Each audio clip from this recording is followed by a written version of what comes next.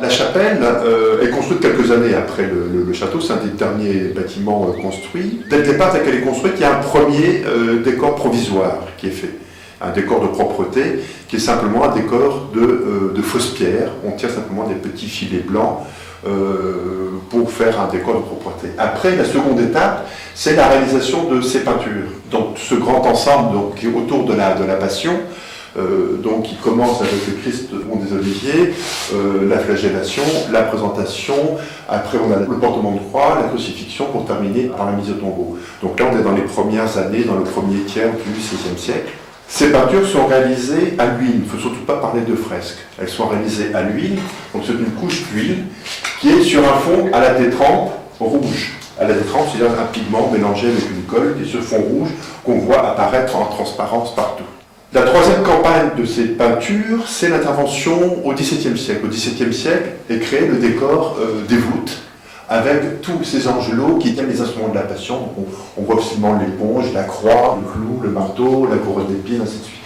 Après, la troisième étape, c'est une grosse restauration vers 1824. Donc le propriétaire qui achète Ville-Savin aux environs de 1824 fait une grande campagne de restauration ici. Les peintures sont ruinées, les couches picturales sont tombées et l'enduit apparaissait. Et donc au XIXe siècle, il repeigne, mais il repeigne directement sur cet enduit granuleux en sous-niveau. Vous voyez, ici nous sommes sur la strate 16e, et ici tout ce qui est granuleux sur la strate repeinte au début du XIXe siècle. Ville-Savin reste à l'abandon pendant de très nombreuses années, pratiquement la totalité de la moitié du XXe siècle. Et nous intervenons une première fois aux environs de 1993. Après la création des douves, la chapelle s'assainit, donc les murs sèchent, toute l'humidité contenue dans la maçonnerie s'évapore, et à ce moment-là, toutes les couches picturales commencent à tomber. Donc nous avons fait une première intervention à cette époque-là pour recoller les couches picturales. Donc on procède à une petite seringue, on recolle,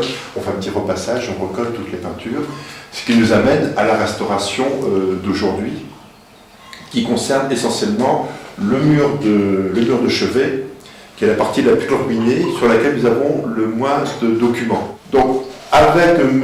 Despard, on avait un problème d'humidité résiduelle dans le coin inférieur gauche du mur de chevet. Et M. Despard a donc fait des sondages et a constaté qu'il y avait un ancien caniveau qui retenait l'humidité avec une terre très argileuse, un maçonnage en briques qui correspondait à une ancienne descente d'eau qui a disparu. Donc tout ça a été drainé, ce qui nous permet de faire nos interventions ici aujourd'hui.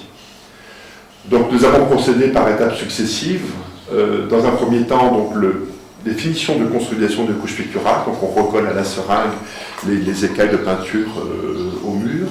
Le nettoyage des peintures, parce que au XIXe siècle, où à une époque indéterminée, il y a eu des restaurations, on a utilisé beaucoup de plâtre.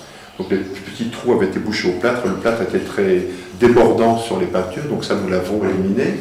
Et la phase actuelle, donc nous avons repris tous les petits enduits, donc nous les rebouchons avec un mélange de sable et de chaux très fin pour retrouvé le plan des peintures. Et sur ce petit enduit, donc, nous passons à une première couche d'un badigeon de chaux pour préparer le support. Après, nous mettrons un ton de fond et nous procéderons aux restaurations. Nous avons grosso modo 4 semaines de travail préparatoire dans tout ce qui est traitement conservation, c'est-à-dire nettoyage, consolidation, reprise des enduits, préparation du support. Et je pense qu'il y aura à peu près autant de temps en retouche. La retouche étant la partie la problématique parce qu'elle est subjective et puis elle est sujette à souvent discussion.